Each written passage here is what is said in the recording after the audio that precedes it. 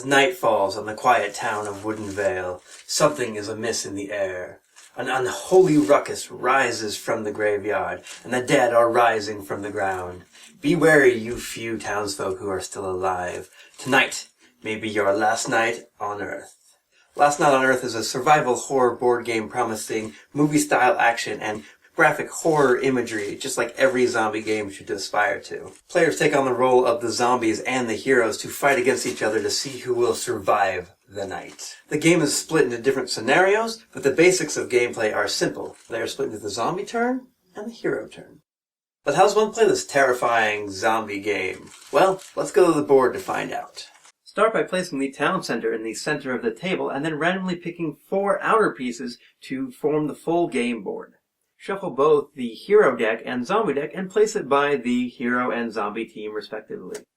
Then each player randomly draws the hero character they will be playing for the duration of the game. You will always start with 4 heroes in the game, so depending on the number of players, make sure you evenly distribute the 4 heroes. Place your tokens in the correct starting position. Each one is listed on the card, but if your starting location is not on the game board, you must start in the center of town. You do get to start with an extra hero card, though, as a trade-off. At the beginning of the game, the zombie player rolls 2d6 dice to determine how many zombies start in the game. The zombie player then takes those pieces and places them in the big red X spawning points evenly throughout the board. Now, the game can begin. We will start with the zombie turn. Step 1 of the zombie turn. Move the sun track marker down. You do not move this down on the first turn of the game, but every subsequent turn after that, move it down 1. Zombie player then draws new zombie cards up to a total of 4 in their hand. Then, they roll to see if they spawn new zombies. If she rolls higher than the number of zombies on the board, she will be allowed to spawn new zombies. The zombie player then moves the zombies in any direction on the board towards the hero players. Then comes the fighting step. But since there are no shared spaces between zombies and heroes, that step does not happen this turn. After the fighting is done, the zombie player then rolls to see how many zombies are newly spawned at the end of the turn. She rolled a 6, so she spawns 6 new zombies, evenly distributed in the spawning points. On to the hero turn. Step 1 of the hero turn is the move action. On your move action, you may roll the dice to see how many spaces you're allowed to move, or, alternatively, if you're inside of a building, you can skip your move phase and search the building for items.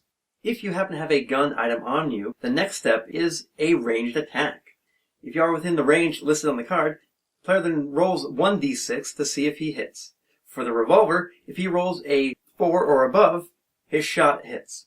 He would have successfully killed that zombie. The fight phase. At the end of every hero turn, they must fight every zombie in their space. To do this, the hero player and the zombie player each roll dice to determine the outcome of the battle. If the hero player's highest roll is greater than the zombie player's highest roll, then that zombie is successfully fended off. If the hero player happens to roll doubles, then the zombie is killed instantly. Assuming there are multiple zombies in a square with a single hero player, he must once again fight every zombie. First he rolls to defeat one zombie, it is successfully fended off. Then he rolls to fight the other zombie, successfully fending that one off as well. What happens if there are 2 players in the same square as zombies? In this instance, there are 2 hero characters in the square with a zombie, so the player can decide which hero will fight the battle. Here, the zombie player rolled higher than the hero character, and unfortunately, Jenny takes a wound. If you accumulate too many wounds, your character is dead. So, now you think you're ready to defend yourself and your town against the legions of zombies clawing their way through your friends and windows? Or, conversely, you think you're ready to claw your way through your friends? Well, grab your dice, protect your brains, because this might be your last night on Earth. Don't think you're up to the task? Well here, check out TeamHypercube's playthrough of Last Night on Earth, and we'll show you how it's done. Thanks for watching.